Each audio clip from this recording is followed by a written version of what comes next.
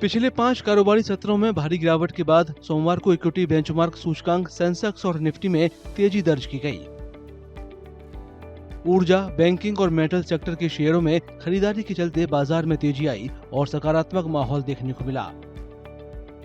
हालांकि बढ़ते भू राजनीतिक तनाव और विदेशी निवेशकों की लगातार निकासी ने इस तेजी को सीमित कर दिया, जिससे निवेशक सतर्क दिखे।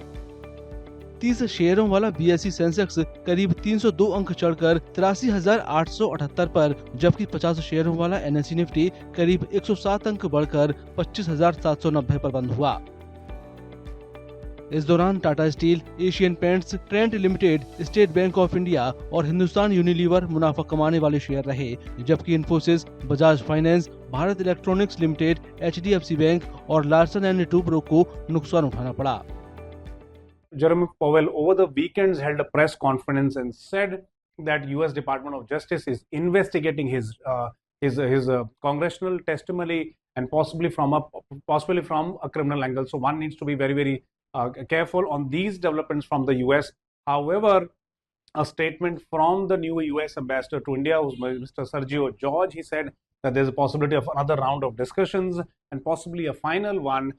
Which led to the sharp recovery on markets. So majority of the Nifty 50 stocks recovered from their lowest levels during the day, largely led by the metal stocks.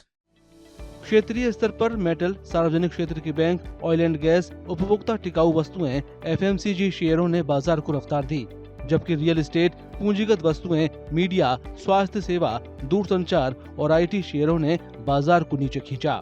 Hong Kong के हैंग सेंग, सियोल के KOSPI और चीन के Shanghai composite सहित लगभग सभी एशियाई बाजार बढ़त के साथ बंद हुए।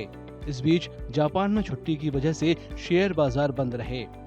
सोमवार को यूरोप के बाजारों में मिला जुला रुख देखने को मिला। शुक्रवार को अमेरिकी बाजार बढ़त के साथ बंद हुए।